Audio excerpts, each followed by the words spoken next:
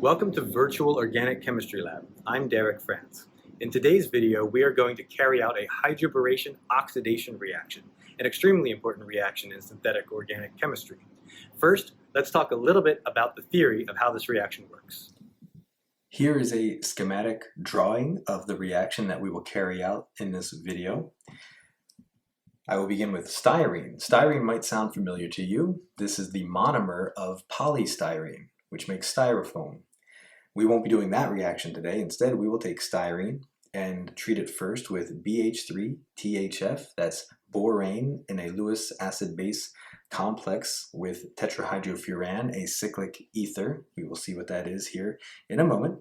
And then in a second step, the oxidation step, we will add this oxidant, hydrogen peroxide, then sodium hydroxide as base, and all of this will be done in water. Now, we could potentially get two products here. The first product, if you have studied the hydroboration oxidation reaction in class, should be our major product. This is the anti-Markovnikov product. And its IUPAC name is 2-phenylethan-1-ol. It is possible that we might get some of the Markovnikov product as well, which is 1-phenylethan-1-ol. This synthetic method using hydroboration oxidation to access anti-Markovnikov alcohols was a very important development in synthetic organic chemistry. It was developed by Herbert C. Brown at Purdue University, and the first paper to describe this reaction was in 1959.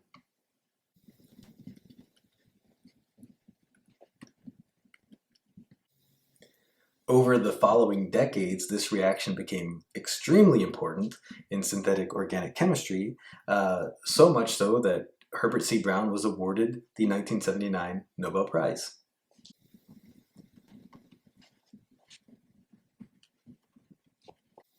The Nobel Prize was also awarded to Georg Wittig, who you may know from Wittig reactions, and the reward was awarded for their development of the use of boron and phosphorus-containing compounds, respectively, also important reagents in organic synthesis. So both of these quite productive and famous chemists won the Nobel Prize for their contributions, and Herbert C. Brown, his contribution was in this boron chemistry that we are doing today.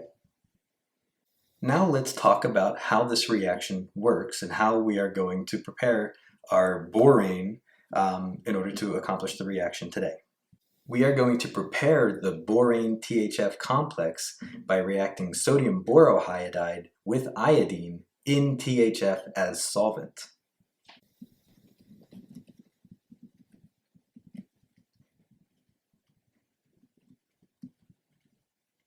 This is a balanced equation for the reaction to prepare BH3THF. Two equivalents of sodium borohydride will react with one equivalent of iodine, I2, in THF as solvent to create two equivalents of borane, two equivalents of iodide, I-, and then an equivalent of H2, which will leave the reaction mixture as a gas. We will see that during this reaction. Now, when you get this BH3, which looks like this, that is a strong Lewis acid. This boron does not satisfy the octet. So we have all of this excess THF, which looks like this.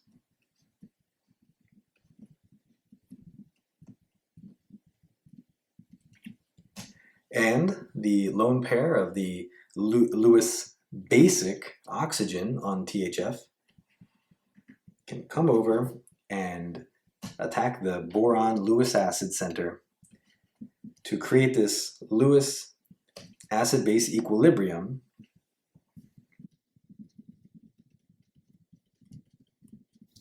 which looks like this. And then we will put a formal charge, negative formal charge on the boron, and then a positive formal charge on the oxygen. And that is what this BH3 dot THF complex looks like. But it's important to remember that this is an equilibrium. These complexes are forming and reforming and forming and coming apart and reforming again, but the equilibrium does favor the product side. In the first step of the reaction, the hydroboration step, this is what happens.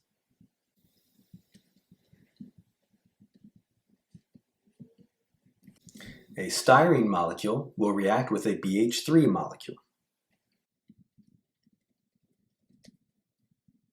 This step is what determines the stereochemistry of the reaction, including the next steps that follow, of which I'm about to show you. Here we can see that this carbon is easier for the borane to attack due to steric hindrance of the phenyl group blocking partially this other carbon over here. Now after we generate this intermediate, this boron center right here is still quite Lewis acidic and can undergo this reaction shown here 2 more times, and each time that steric influence becomes even larger.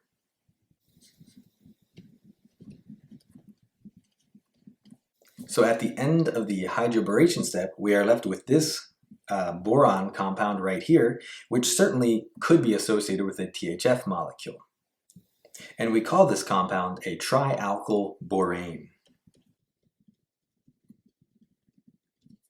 In the second step, in the second step of the reaction, the oxidation reaction, we are mixing sodium hydroxide with hydrogen peroxide. Sodium hydroxide can deprotonate the hydrogen peroxide to give this ion. And this nucleophilic oxygen can come in and attack the boron.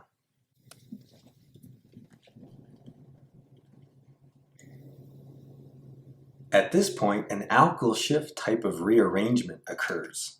So this, you can pick any of these chains, but I'm going to choose this one down here. This alkyl chain can rearrange and slide over to that oxygen. And because we're doing this in base, we can have this OH right here leave as a leaving group.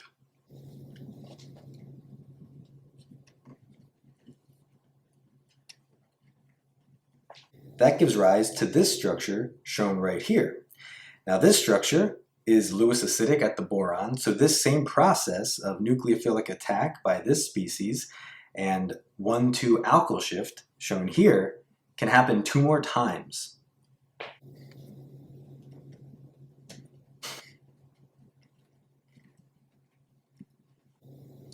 And that gives rise to this structure called a trialkyl borate. And then in our final step, sodium hydroxide gets involved. And that hydrolyzes this trialkyl borate to our organic product. As well as this inorganic product, which is called sodium perborate. Think about how that mechanism could work, going from this intermediate to our final product. Here is our table of reactants for all of the reactants and reagents that we will be using in this reaction. We will base everything on 1 equivalent of styrene, and we will be using 2.08 grams of styrene.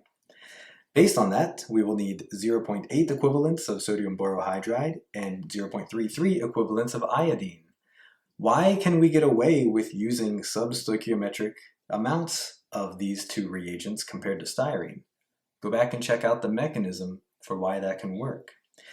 We will then be using about 40 milliliters of solvent throughout the course of that first step, the hydroboration step. However, we will see that that's not all used in one specific step. We will be adding solvent sequentially with the addition of some of these reagents. You will see that when we get there. Then for the oxidation step, we will be using these molar equivalents of hydrogen peroxide as well as sodium hydroxide, and we will be adding those as aqueous solutions. 9.8 molar solution for hydrogen peroxide and 2.5 molar solution for sodium hydroxide. We will have plenty of water. We will be adding 10 milliliters of water as well to quench the first step of the reaction. You'll see that when we get there. And plenty of water in that second step because both of these solutions are aqueous. Before we start carrying out our reaction, I wanted to show you the glassware apparatus and how it's set up. The round bottom flask is down here. This is where the reaction will be carried out. There's a stir bar in there, it's ready to go. Then we have a Claisen adapter. Right above the reaction flask is an addition funnel. This addition funnel will allow reagents to be added very slowly, and a stopper up there on top of that. Then on this side of the Claisen adapter is a condenser. In case when we heat up our reaction, if the solvent starts to reflux, to boil a little bit, it will be collected here and it won't leave. It will fall right back down into the reaction. On the very top here is a drying tube. You might carry out this reaction under nitrogen, dry nitrogen. In this hood, we don't have a manifold with dry nitrogen, so we're just going to use that drying tube, which will prevent any water from coming into the reaction. The first step of this reaction is water sensitive. I'm going to now deconstruct this apparatus so we can begin our reaction. Okay, the first thing we are going to do is add 0.60 grams of sodium borohydride to this reaction flask.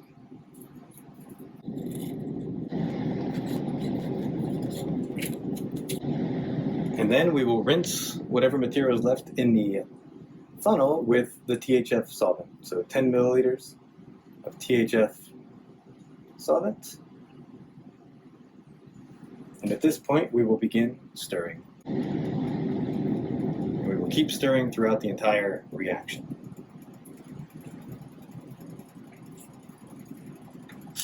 The next thing we will do is add our styrene. So this is the styrene, and it's in a solution of THF. We will add that to the mixture.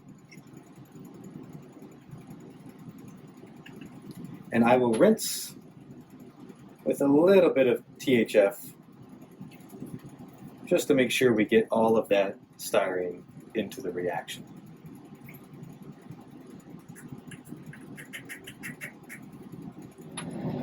So now we are ready to prepare our iodine solution. Here we have 1.70 grams of iodine, and we're going to add 20 milliliters of THF. Get a very dark solution as the iodine dissolves in the THF. And we will swirl that around. It's very dark. And once all of those iodine crystals are dissolved, we can go forward and slowly add this material to our reaction. Okay, now we are ready to add the iodine to our reaction.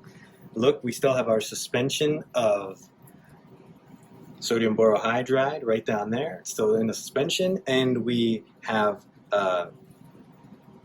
set up our entire apparatus here. Note there's a stopper at the top of our addition funnel, so we are going to remove that and place a filter. We want to make sure that all of the contents of this iodine solution go into this addition funnel. We don't want anything to go down this arm. So this arm is a pressure equalizer to make sure that we don't create any vacuum as the liquid starts going down the addition funnel. We are ready to add our solution of iodine very carefully up here. Be very, very careful. The stopcock here is in the horizontal position. We definitely want it to be in the horizontal position. That means it is closed. If it were vertical, well, everything we add would just go directly into the mix. And we want this to be a slow addition, not a quick addition. That's the whole point of the addition funnel. So we will carefully pour this in.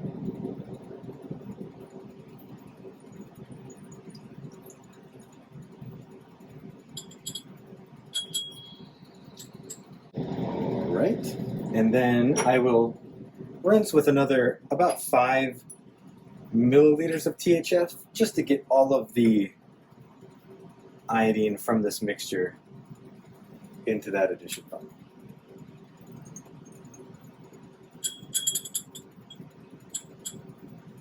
Okay, now you can see there's still a small amount of iodine residue here. We're just going to have to live with that, and I'll show you how to clean that later. same here. We will set those off to the side and clean those at the end.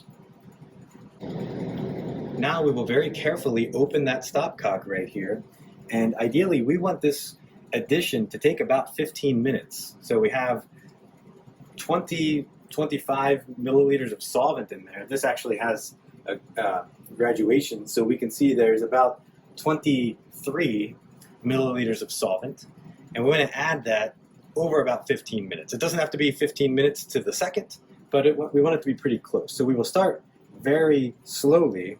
Oh, I almost forgot. Got to put the stopper back on. Very slowly, adding about as slowly as we can. So very slowly turn the stopcock until we start seeing, there we go. We see some of the iodine falling down, and we want to maybe just adjust this slightly to, ideally we want the drops to go directly down into the reaction. It's not really going directly down, but that's okay. It's falling down the sides a little bit, but we can live with that. And take a look. Look at the reaction here. Let's zoom in on the reaction. As the iodine is being added, there's a gas forming. What is that gas? What do you think that gas is that's forming during this reaction?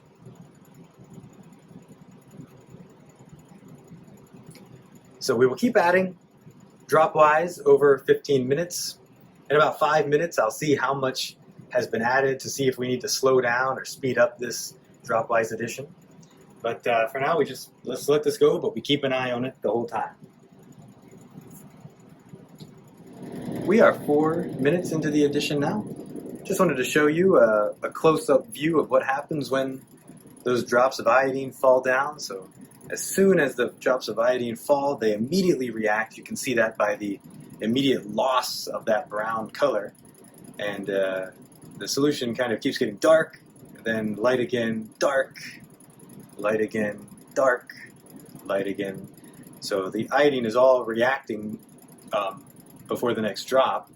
And the yellowish color we saw at the beginning is now starting to leave. Look at that. It has now become a very light colored solution. So that means we are reacting all of the iodine before each drop. And based on our current time and the amount of solution that is entered, we can start, oops, that was a little too fast. We can start increasing our flow rate, our drop rate. A very slight change in stopcock angle can lead to a very large change in volume flowing out. So that was a little too fast right there, but it was okay. We just wouldn't want it to be that fast for the whole duration of this addition, but we were able to stop it. All right, so the last few drops to add. Right here at the bottom, now we can just open it up the whole way, the stopcock. As you can see, with the addition of the last little bit of iodine, the solution is now completely clear with just a little rim here of yellow. That's just a little bit of iodine that's still kind of floating around here as it's making its way down the glass. So there's a little bit of the iodine solution still in this part of the flask up here. But the reaction is now quite colorless, and it actually looks like it's not a suspension anymore. So the sodium borohydride has reacted. Remember, the sodium borohydride was insoluble in the THF. It was floating around as a suspension, although we still see a little bit of a suspension, but it's not quite as insoluble as it was before. So looks like a reaction's happened. We're going to let this stir at room temperature for 5 minutes. And then we are going to add a hot water bath to just increase the temperature for another 5 minutes. Okay, it has been about 5 minutes. We will now lower the lab jack and place some hot water This water is about 90 degrees. And we will lift the jack back up. And this will add some heat to the reaction. So the water temperature is hotter than the boiling point for the THF solvent. And sometimes when you do this, you have to fiddle around a little bit with the stir bar speed. There we go. Struggling a little bit, but that's okay. We'll get that right.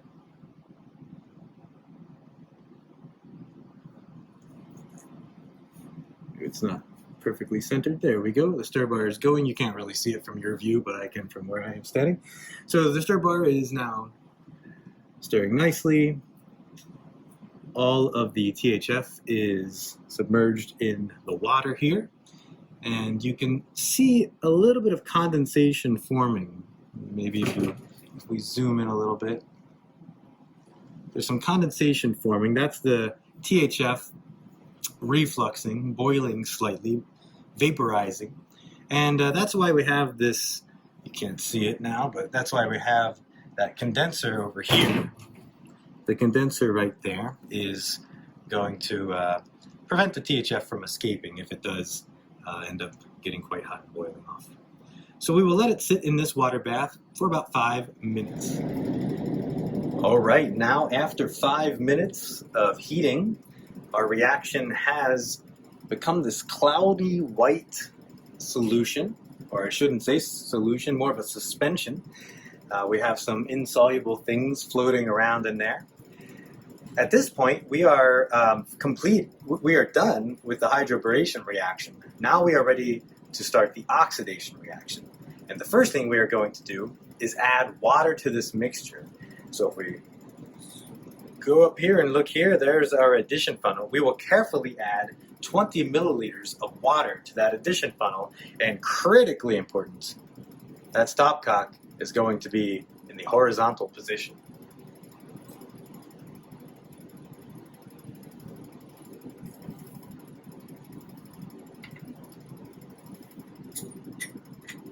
And there's a little bit of iodine left, but we're not worried about that.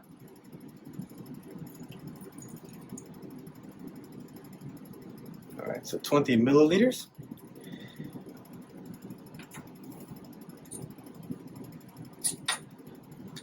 Put our stopper back on top, and we will add that water to our mixture very, very slowly.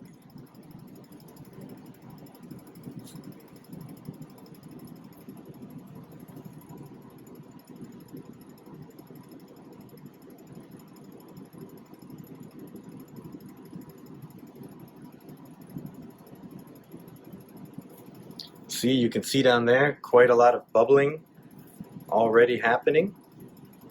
What gas is that? Earlier in our reaction, we saw gas evolving.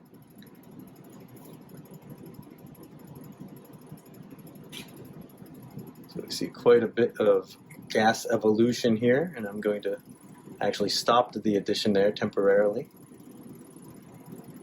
Going to try to have like about 2 drops per second flow rate. We want to keep the water addition quite slow just because we don't want all of those bubbles to expand so big and then fill the whole apparatus. We want to keep those bubbles, if they do form, down there in the round bottom flask. So we want this reaction to not be violent. Okay, now those bubbles are starting to subside a bit.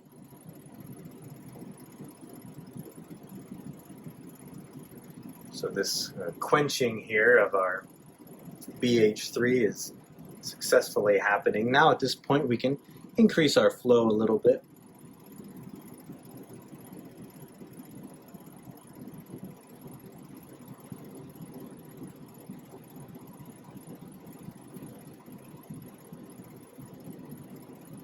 We still see the formation of bubbles, the evolution of a gas, but it's not so frothy like it was right at the beginning, because we've quenched quite a bit of the BH3 already, the borane. Alright, all the water has been added. At this point we don't have to worry about keeping this stopper up here, and then we can also take this drying tube away and put it away, because we no longer need to worry about water in this reaction. We just added 20 milliliters of water. At this point, being sure to close our stopcock again, we will be adding 3 milliliters of a 10% sodium hydroxide solution. So the oxidation step of the hydroboration oxidation procedure requires a basic solution. So we're going to add, we can just add that in one shot. We don't have to be careful, but we do have to be careful to close the stopcock again. You can see the reaction down here. Nothing really happened when I added that sodium hydroxide. And now we are ready for the oxidation step. Here I have 3 milliliters of a 30% hydrogen peroxide solution. We want to make sure that that stopcock is completely closed, because this will be added dropwise. This is our oxidant.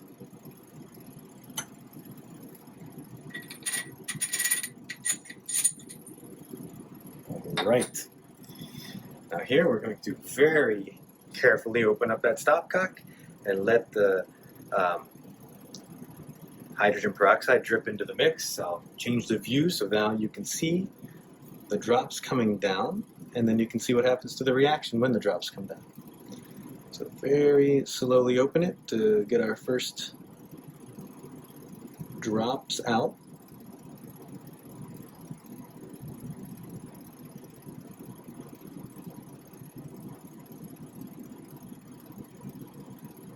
There we go. Oops, that went a little faster than I wanted it to, but that's okay. Look at what's happening here. When the drops fall in, the solution has changed color. It's become yellow. I'm going to zoom in a little bit, even closer here. Let's look at what's happening directly at the... well, now you can't really see it. It was turning like immediately dark as soon as the drop hit the solution. Now we have this solution here. Scroll a little bit, maybe you can see the drops falling down, maybe not. Okay, those drops. Okay, it is just completed dropping. It was only 3 milliliters, so that went quite fast. You saw that was a pretty aggressive reaction. If I put my hand here, it's quite warm. That was an exothermic, quite hot reaction right there. Fortunately, we still have our condenser on top to prevent any solvent from escaping.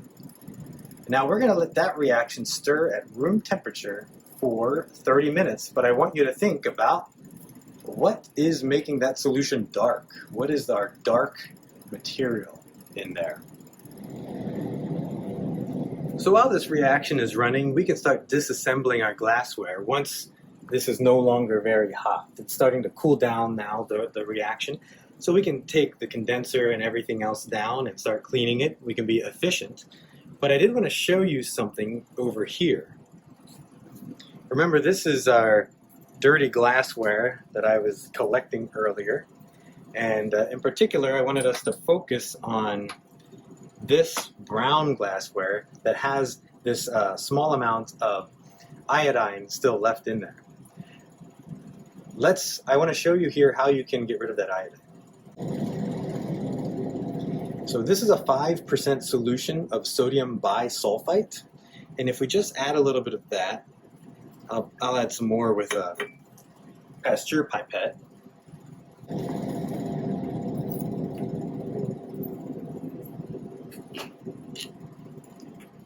And if we just put that sodium bisulfite in the glassware, it will slowly clean everything, and it will react with the iodine.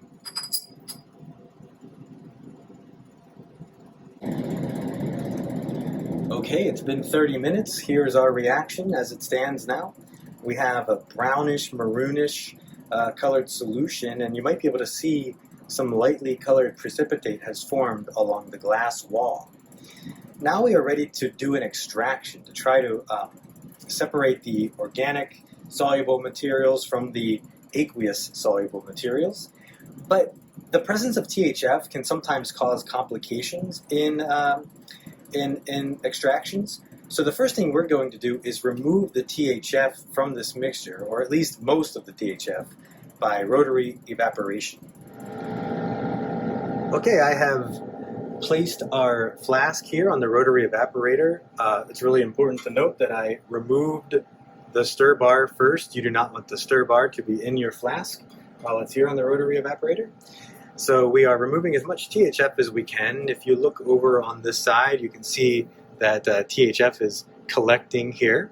And once those drops stop coming over, here you can see a steady flow. You might not be able to see it very well, but there's a steady flow of THF coming down. Once that no longer is coming over, that will be a sign that the THF has been successfully removed from this mixture. All right, this is our residual material that's left over after our time on the rotavap. You can see we've lost quite a bit of volume here, and we are going to take that material and pour it into a separatory funnel, being very careful to make sure that the stopcock is closed.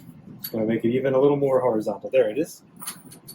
Okay, so we'll add that. So that's mostly water, and then our product with perhaps a small amount of THF. We are now going to add 40 milliliters of dichloromethane. That's dichloromethane right there.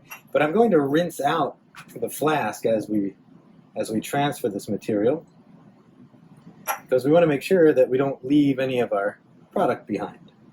So I'll go step by step. Oh, did you see an interesting color right there? Got a little bit pink.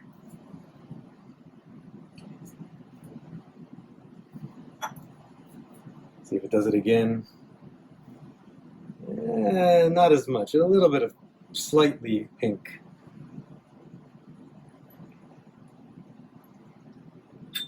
What do you think that pink material might be?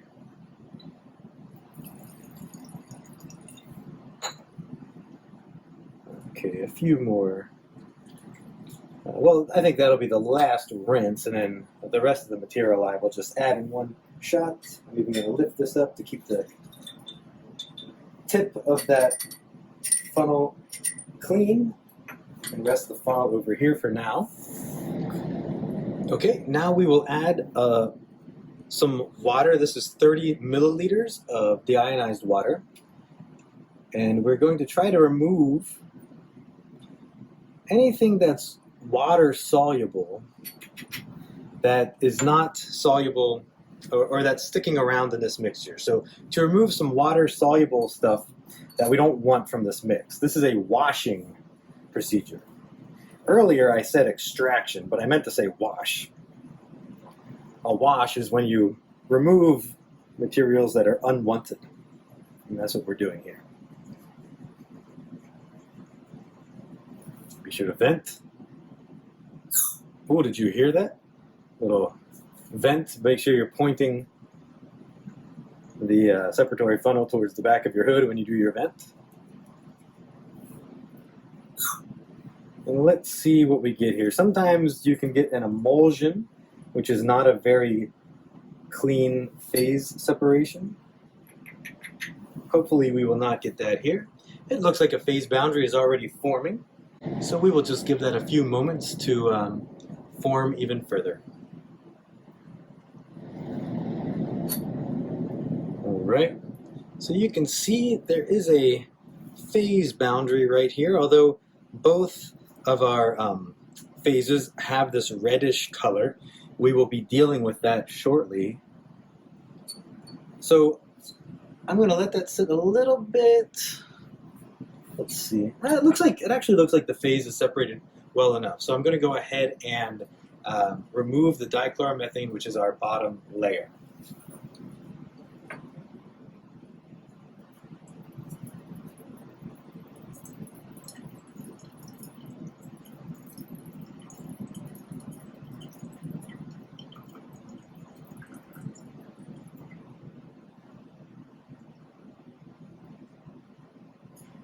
We want to be careful to stop this just at the right spot, right there. Now, that top material is aqueous waste, really, that we don't want, although we are going to keep it around until the end, just in case we have to go find where our product is, in case the reaction has not gone properly.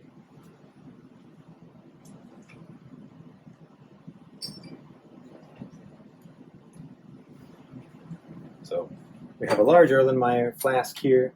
I'm going to pour that out the top into here, and then we will repeat that procedure. So I'm going to pour in our organic phase.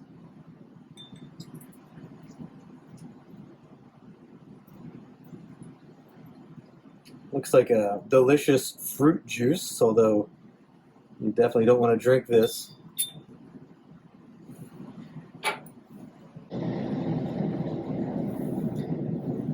And we will give this a little rinse to try to make sure we put all of our compound in there. And then we will do a second wash with another 30 milliliters of water.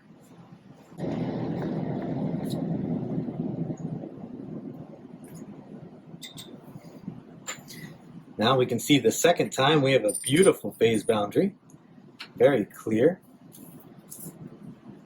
Let's see what happens when we shake that up.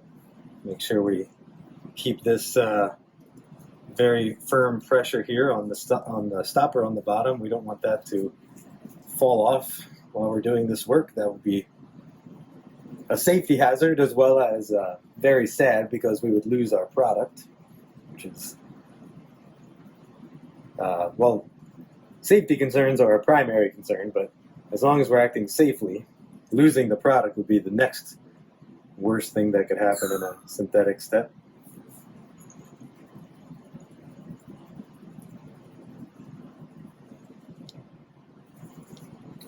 Right. Invert it and let the phases separate. Looks like the phases are separating even quicker this time, so we can place our organic phase glassware right there. And you know what I'm going to do? Something I should have done before. I'm going to label this glassware. We should have done that before. You should have told me.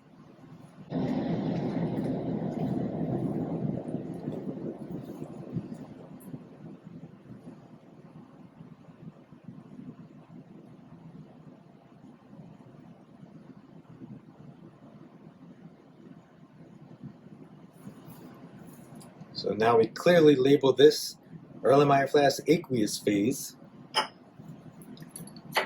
And then this other flask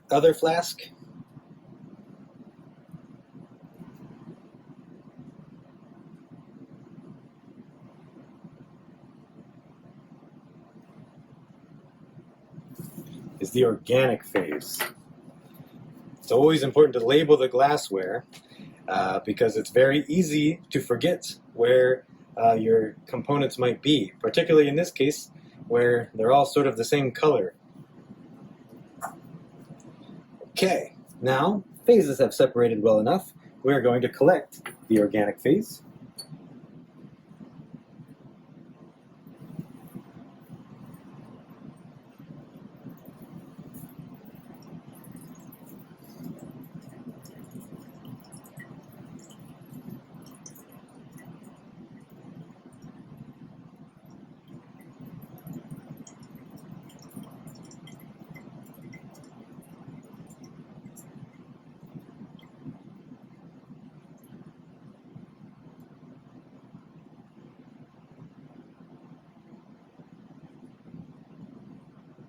Stop right there.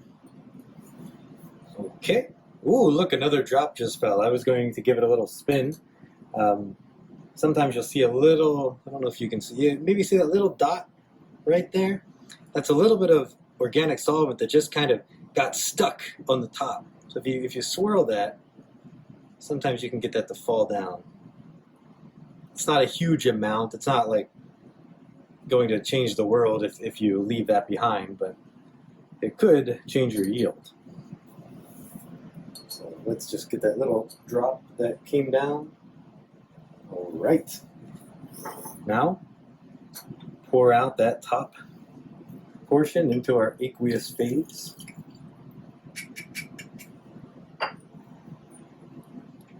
Now we will do another wash, but this time with sodium bisulfite. Why do you think we might use sodium bisulfite? By the way, we saw sodium bisulfite earlier in this lab. There we go. Do a little rinse with some dichloromethane. It's a small amount just to clean everything off that flask. Okay, let's get the sodium bisulfite. All right, here we have 30 milliliters of sodium bisulfite. We will pour that in. We will do one wash. Whoa, did you just see that? Did you just see what I saw? I hope you were paying attention. If you weren't, go back and rewind.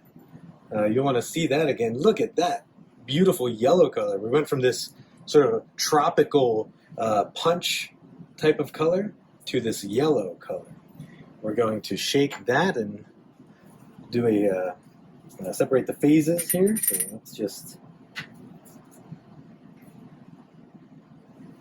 wow, look at that, big color change.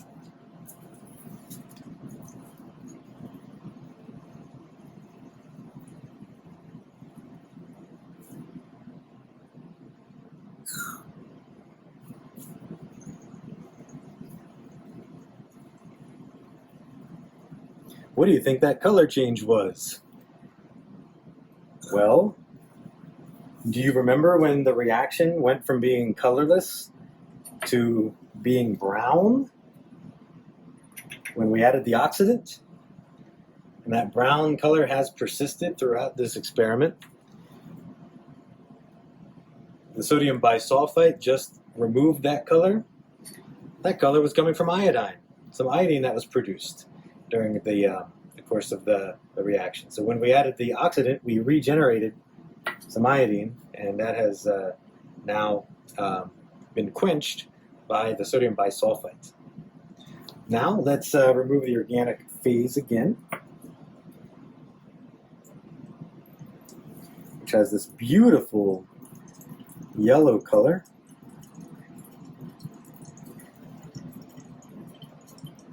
Really bright yellow.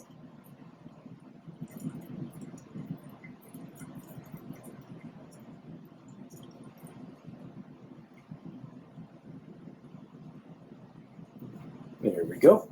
And now the remaining, the remaining aqueous phase, which is the sodium bisulfite, we can just add this to this collection of our aqueous phases. Do you expect the color change to happen here? Let's see. Wow, it happened there too. So that brown material that was in here was still some iodine, and we just quenched the iodine. So now all the iodine has been reduced down to I-, and it's just a colorless solution. Okay, now we need to do one more wash. So we will take that organic phase and wash one more time. Return it back to the separatory funnel. And rinse with some dichloromethane to make sure we get all of that product into the funnel. Now take a look. This is our organic phase Erlenmeyer flask. You can see There's these little droplets all around. That's just some water that's made it through. We're going to put that off to the side because we want to now remove water. And it's going to be a two-step process to remove water. The first one will be a wash with 30 milliliters of saturated sodium chloride solution. So this wash here will remove a substantial amount of the residual water that is in the mixture. So let's do that first.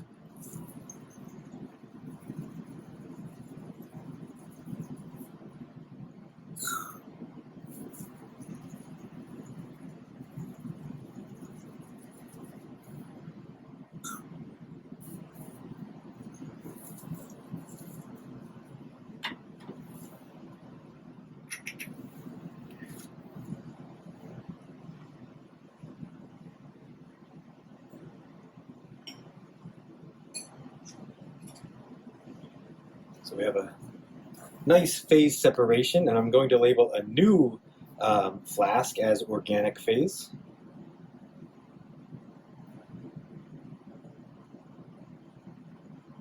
Because this will be our clean, dry flask. That's our new organic phase flask. We will collect the material that will have been the last time we need the separatory funnel, the last operation for the separatory funnel.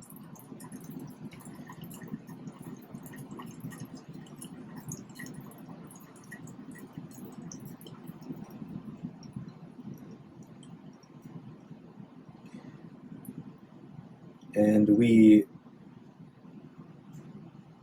just going to stop right there. Good. Okay, there's our organic phase. That is the products of the reaction. But if you look here, still a little bit of droplets. So there is still some water in the mix. And to get rid of that last bit of water, we're going to dry the solvent in magnesium sulfite. So we will add a bit of, oops, I spilled a little bit there. That's okay, it's easy to clean up. A little bit of magnesium sulfate to this mix. We want to see a nice sort of snow globe effect. We want the magnesium sulfate to be floating around easily. Okay, now here's our organic phase. Here is a 100 milliliter round bottom flask that is tared, clean, dry, and tared. I wrote down the weight in my notebook. You can write it on the glass too, but I'd still recommend you always write it on your notebook because sometimes it can wipe off of the flask. Above that we have a clean and dry funnel, glass funnel. And now we have a piece of filter paper right here, which I'm folding. So I folded it in half. Now I just folded it into quarters. I'm going to fold it one more time into eighths, and actually one more time into 16ths. So it's folded 4 different times. And then we're going to reopen this up to get our fluted funnel, but it doesn't really look fluted right now. Our fluted filter, I mean to say. So what I'd like to do here now is go around here, back and forth. And now we have something that looks more like a nice fluted paper. We're going to stick that down in there. Now look, it doesn't really want to stay. It wants to kind of hang out on top. Well, we can let it hang out on top at first. So this is our organic phase containing magnesium sulfate.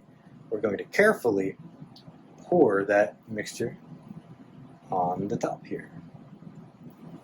And we can see a filtration's happening. This part's still dry, so I can touch it. I'm just going to push it down and see, it's not staying. So sometimes it stays down nicer than this. Sometimes it forces itself up. It doesn't really matter as long as all that liquid is going down the funnel.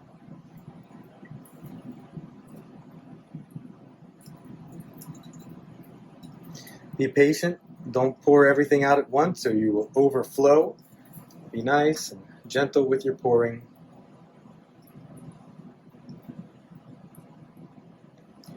Collecting this nice yellow solution. It has all of its water removed.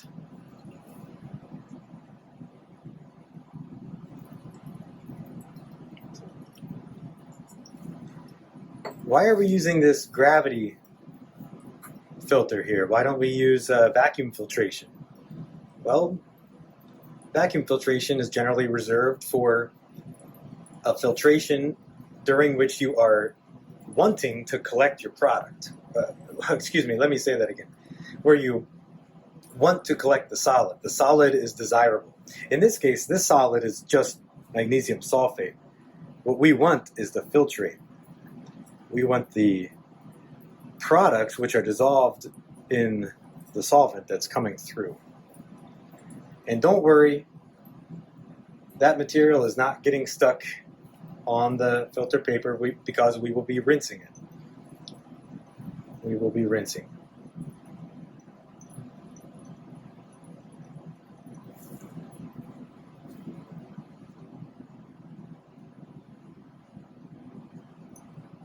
Okay.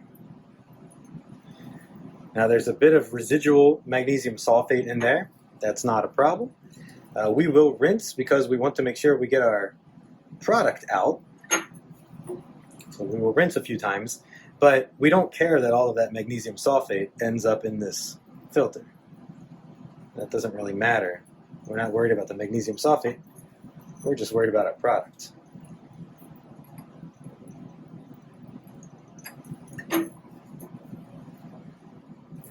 Okay. What's nice here is that because of that yellow coloration, we can actually see when there is some residual product left. Now the product may or may not be yellow. That yellow might be an impurity, but at least we can see that there is material still remaining on the filter paper. So we will just rinse this a few times. We can use a Pasteur pipette if we want to be more accurate. We will just carry around here and carefully rinse. This is pure dichloromethane. That's what I'm pouring over top here, just to dissolve out any material that could remain. And we will just keep doing this. Well, that's probably enough. There's a tiny bit of a yellowish hue around the top of the filter paper, but I'm just going to leave that. I think we have enough of our product. So it's still dripping. We will let it drip a little bit longer, and then we are ready to remove that solvent, which is a dichloromethane, on the rotovap. So there is our material. It has been on the rotovap for about 10 or 15 minutes. You can see it's a nice yellow oil. The rotovap bath is kind of gross, so that's kind of distorting our view of the beautiful oil that we have. So we will take this off the rotovap and then put it on high vac for about another 10 minutes, and then we will have our product. Okay, now we have this beautiful golden yellow oil that has been placed on the rotovap and then placed on high vac. It's a nice oil there. That's going to be our product.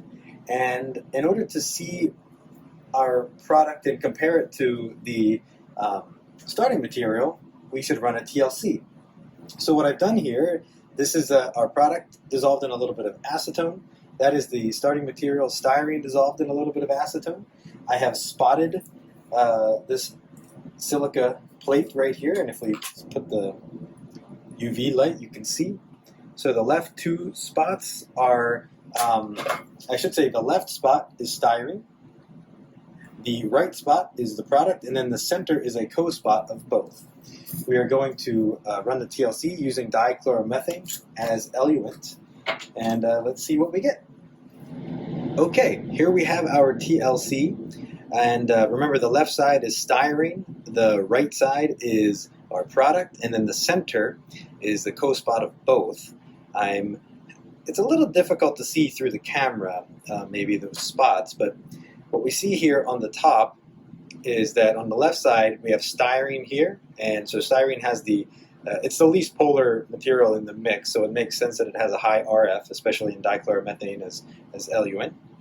And then on the right side we see a big spot right here, and then a tinier spot right there. And looks like a little bit of styrene might be left behind. We won't be sure until we take the NMR. And the co-spot, where we can clearly see that the styrene and then these two spots are easily separable. So I'm trying to just adjust the light, a little bit difficult to see.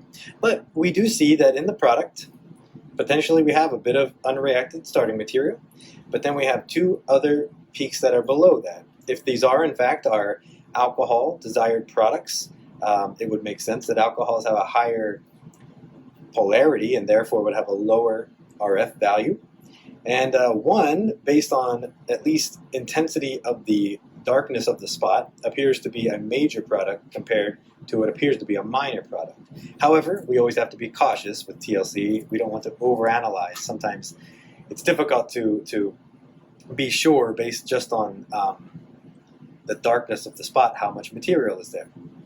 So in order to really be sure and know what we have as our product, we're going to need to take a Proton NMR. Here is the Proton NMR spectrum for our product. This spectrum was recorded on a 400 megahertz instrument using deuterated chloroform as our NMR solvent, and that deuterated chloroform solvent contains 0.03% of tetramethylsilane, and that is what is giving this reference signal at 0. You can see down here there's a pretty big mess in the aromatic region. That's what you get when you get phenyl rings that have similar chemical shifts. They can sometimes appear as a big mess. We're not going to get a lot of information out of there. Also, the residual solvent signal is in there, probably this signal right here, although it's not completely obvious if that's the case. In order to determine our product ratio of the anti-Markovnikov versus Markovnikov products, we will look at these four signals that are shown here. Note that I didn't put the chemical shifts of each of these signals because I thought that just might make the spectrum look really messy, but we can see the chemical shifts below here in the respective ppm values shown on the bottom. So here is a zoom of this signal. This is a zoom of this signal. This is a zoom of this signal. And then right here is a zoom of this broad signal and this doublet that are in this region. Now, first, the signal right here I referenced as 1, the relative integral of 1, and everything is based on that. And that is a nice, clear triplet, a 1 to 2 to 1 triplet. And that shows up around 3.85 ppm. Over here, we see what looks like a shorter signal at about 2.85, but that signal is also has an integration of about 1. So these are quite similar in integration, both triplets. In this region, at 4.9, we have a quartet with a much lower integration, 0.093. So a much smaller integration over here. And then if we look down in this region around 1.5, there is a doublet with an integration of about 0.322 relative to this triplet, which again was referenced as 1.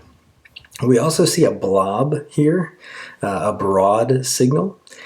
Now 1.54 is where water would show up in deuterated chloroform in an NMR spectrum, and it's a bit broad, so it's kind of unclear if this is water or if this is where the alcohol signals might be showing up.